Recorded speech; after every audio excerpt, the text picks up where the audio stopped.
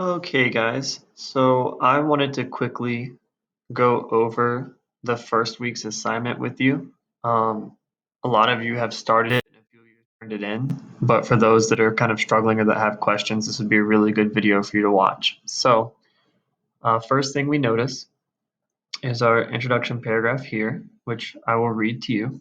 And it says, when people debate an issue, for instance, whether social networking is good or bad, they present an argument and then try to support their ideas with evidence.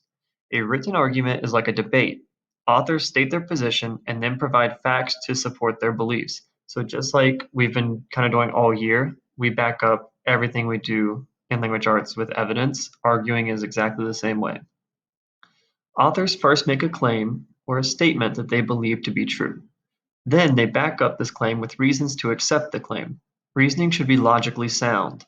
Finally, authors list evidence or factual information that supports their reasoning. This evidence should be relevant or directly concerned with what is being discussed. It should also be sufficient. In other words, there should be enough to firmly support the claim.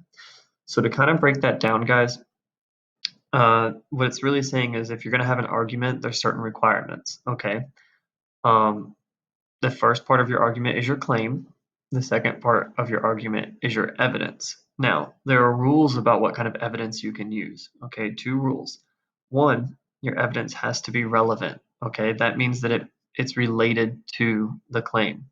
If we're arguing about sports, I can't bring up something that has nothing to do with sports. That would be irrelevant. Okay, and then it has to be sufficient, which means there's enough of it to support the claim. Then it kind of gives us this cartoon example. So we have two people and it looks like they're appearing on a TV show, okay?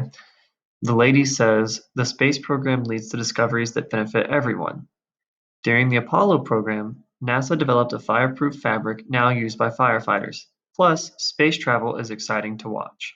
Okay, this first box here, she made her claim. All right, her claim is that the space program leads to discoveries that benefit everyone.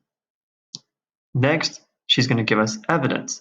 Her evidence that the space program benefits everyone is one, they developed fireproof fabric that firefighters use. Okay, that's good evidence. And then two, she says space travel is exciting to watch.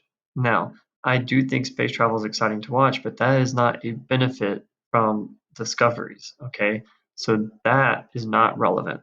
Let's look at what the guy says in response. But that money takes away from programs here on Earth. We should use those funds to improve education, and hardly anyone watches space launches. Okay, so the first part here, he's saying that the money takes away from programs on Earth. Okay, that's related because that has to do with helping people. Programs are meant to help people. We could use those funds to improve education. So he's saying that's another way that we could benefit everyone. Okay, is through education. But then he says hardly anyone watches space launches.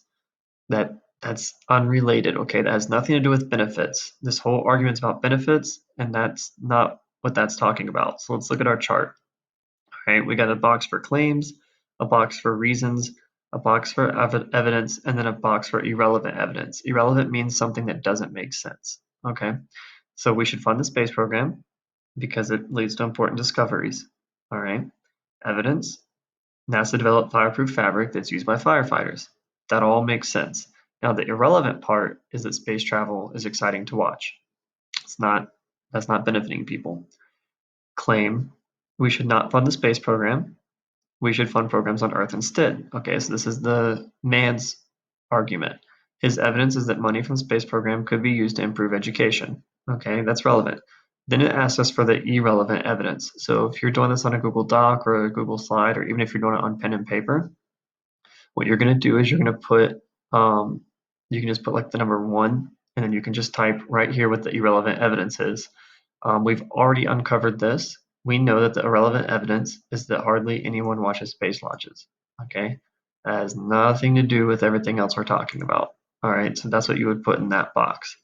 Hopefully that makes sense. From there, you would go and you would read about the space program, and then you have the same exact chart, just with a different section to answer it. Okay, so if you have any questions, email me, reach out, ask your classmates, and hopefully this was helpful. Thanks, guys.